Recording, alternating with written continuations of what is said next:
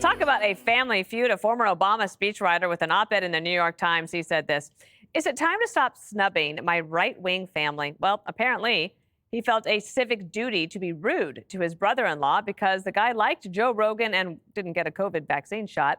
Ultimately, though, he had a change of heart after surfing with his brother-in-law, but the brother-in-law invited him to surf.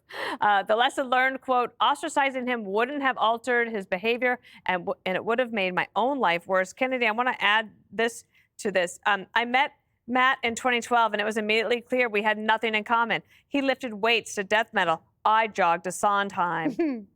How do you jog to Sondheim? Very jauntily. You skip. What do you think of this? So I had him on my podcast. The writer's name is David Litt. I was very skeptical because he was an Obama speechwriter. He was so funny and he was so conversational. Good. I loved his book, It's Only Drowning, and I was ready to hate it.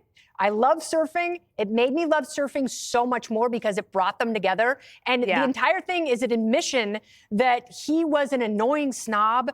And then he throughout the book takes aim at himself. He makes fun of himself. He decimates himself, which in such an entertaining way. And then he comes to the realization that we have to do so much better as family members and as a society to overcome these chasms instead of just judging people and othering them. Well, maybe that is something. I think you've talked about this, that they have to come to the realization that they've lost out. They've missed I don't think out they on understand conservatives, which is the more you compel, the more we rebel.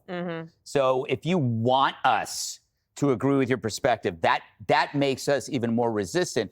But I asked a simple question of Kennedy last night, and she refused to answer it. No, I made that up.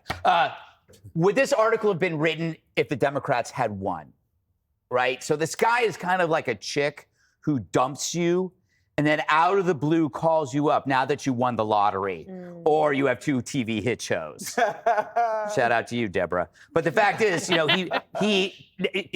his side lost. Trump's kicking ass. It's like, well, maybe I should do this. I don't know. And he makes this arrogant mistake that we all want you to reopen the relationship. Oh, isn't it nice of you? He thinks he's the center of this universe.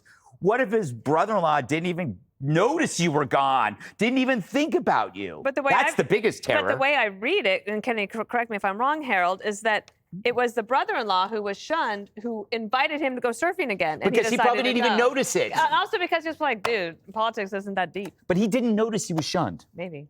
So I agree with everything you guys have said. I think it spells out. There's another thing it spells too, that at the core of our politics today, first of all, there's so many other reasons to dislike family. Politics should be the last thing at a dinner what you should be talking about.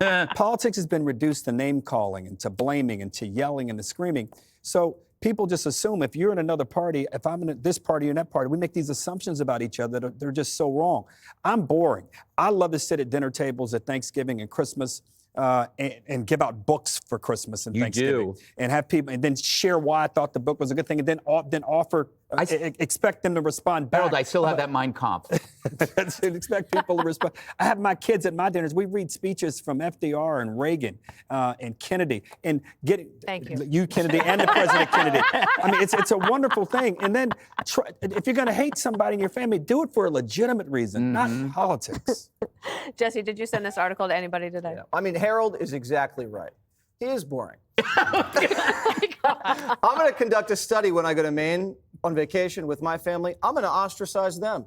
They're liberals. Yes. Let's see how they feel when I don't go to dinner with them. Yes. They've ruined the country. They're traitorous. They've destroyed families and children. It's time they learn their lesson. Now, they might not care that I don't spend time with them, so I'll let you guys know when I come back from my trip. Can't wait. And the fastest is next. Click here to subscribe to the Fox News YouTube page to catch our hottest interviews and most compelling analysis. You won't get it anywhere else.